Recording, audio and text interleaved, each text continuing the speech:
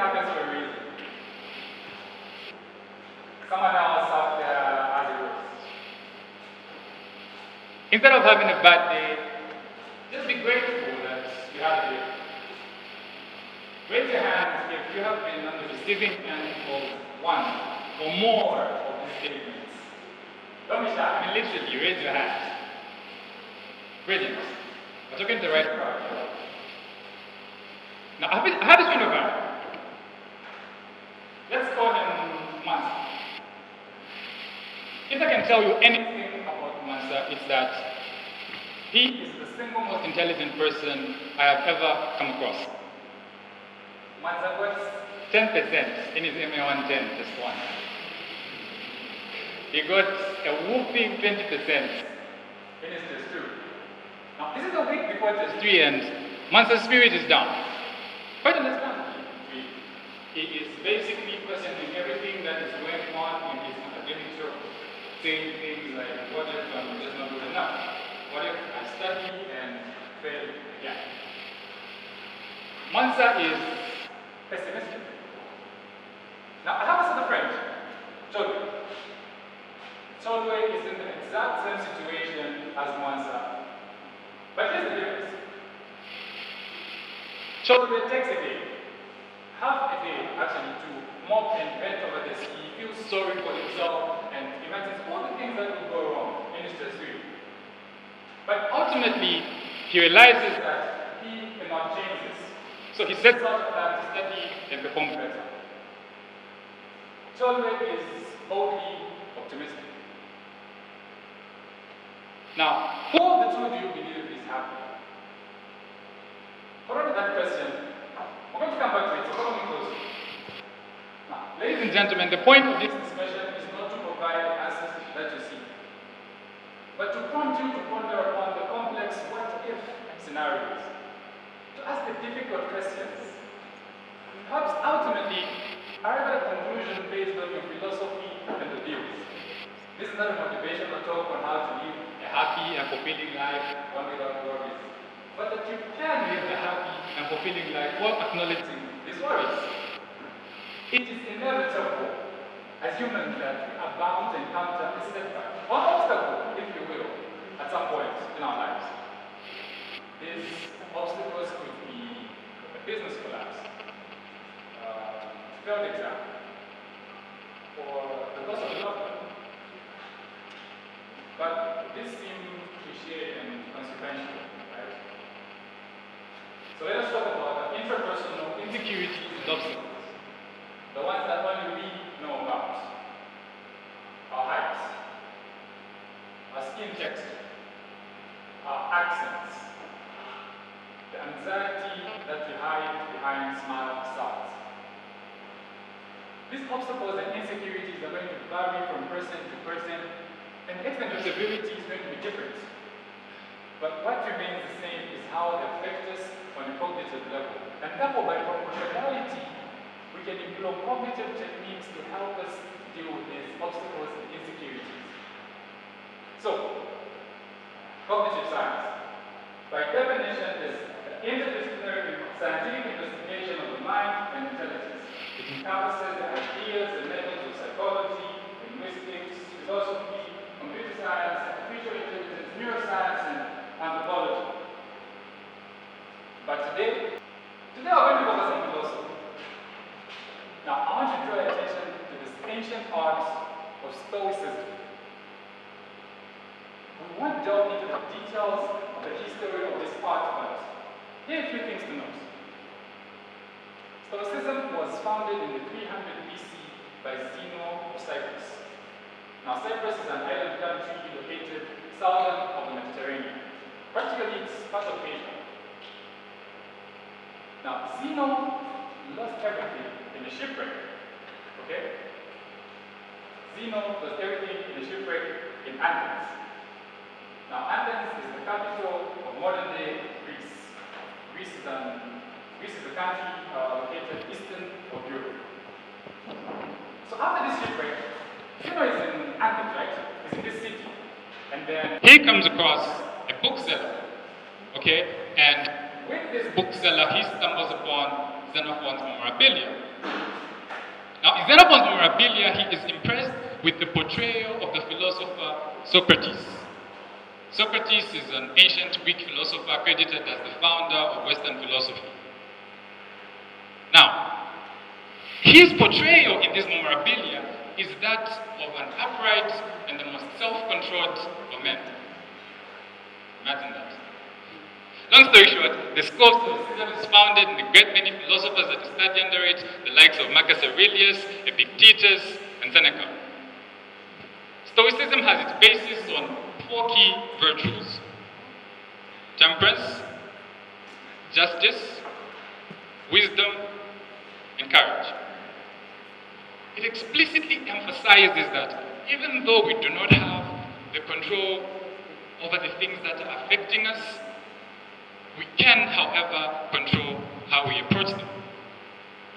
Therefore, in this discussion, we will seek to apply practical Stoic wisdom to better deal with our insecurities and obstacles. Instead of having a bad day, just be grateful that you had a day. While this statement is true and we really should be grateful, it puts us in a much better position to be more genuinely appreciative if we allow ourselves to have a bad day. Look at this. For us to focus on the things that we can't control, and for us to focus on the things that we can control, we first have to acknowledge the things that we can't. I'm going to say that again. For us to focus on the things that we can control, we first have to acknowledge the things that we cannot. Now, acknowledgement is not a magic trick. It's not going to happen all the time. It's not going to happen immediately. It's a habit that we have to build. So, we have to acknowledge these things that we can't control. So allow yourself to have a bad day. Spend an extra hour in bed if you have to, depending on your schedule, of course. Feel bad and mope over that bad grade that you got.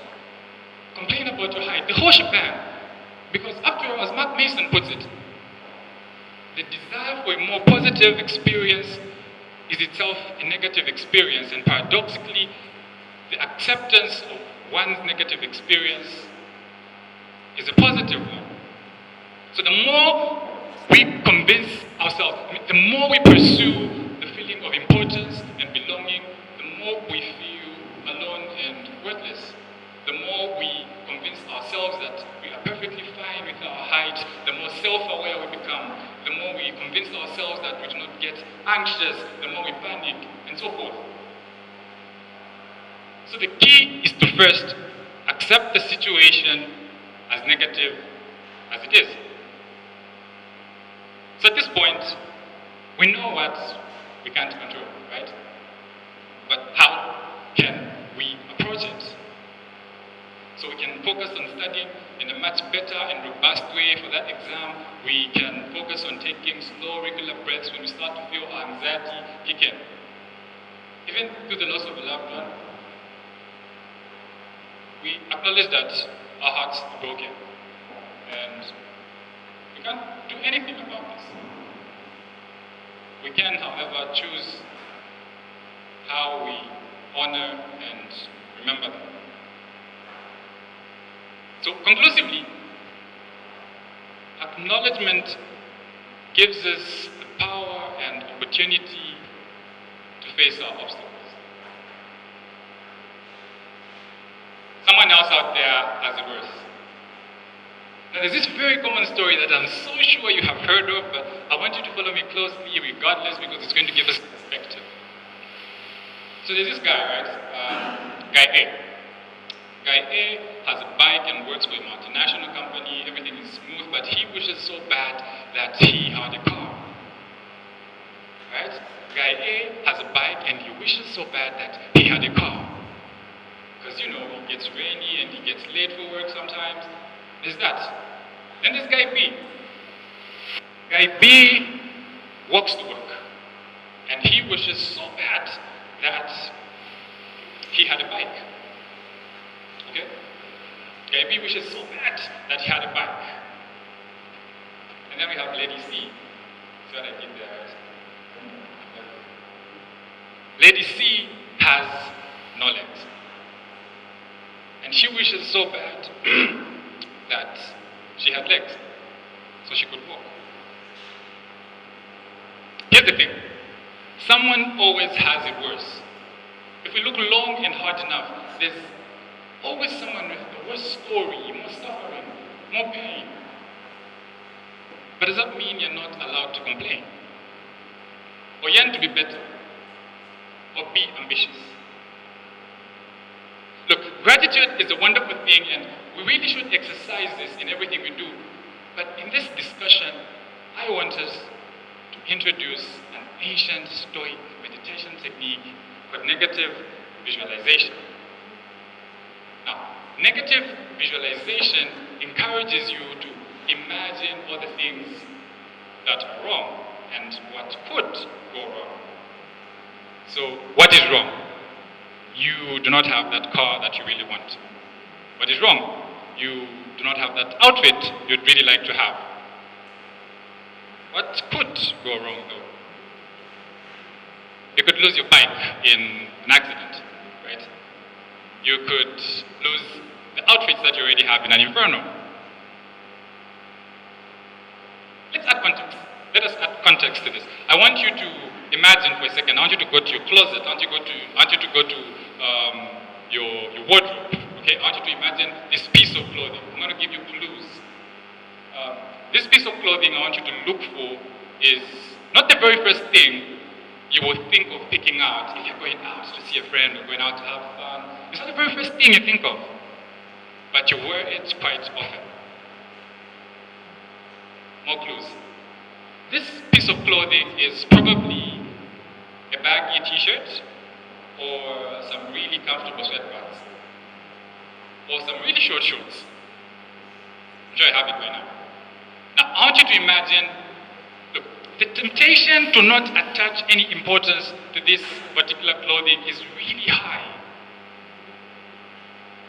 But imagine your life without it. Imagine your evenings without it. Imagine your early mornings without that really baggy t-shirt. Exactly. Here is where negative visualization makes the difference. It enables us to feel increased gratitude for the things that we already possess by imagining our lives without them. Thinking negative scenarios does not make you pessimistic. You will, in fact, appreciate these things a lot more. In the words of William Irving, by contemplating the impermanence of everything in the world, we are forced to recognize that every time we do something could be the last time we do it. And this recognition can invest the things we do with a significance and intensity that would otherwise be absent. We will no longer sleepwalk through our life. Some people, I realize, will find this depressing or even morbid to contemplate impermanence. I am nevertheless convinced that the only way we can be truly alive is if we make it our business to periodically entertain such thoughts. Now let us get back to Mansa and Cholbe. Who of the two do you believe is happy? I do not expect you to give an answer to this question. I do, however, encourage that you reflect upon this. Because in a world where positive thinking and gratitude is so dominant, the idea that thinking darker possibilities could make you happier may seem crazy to most people. But aren't we?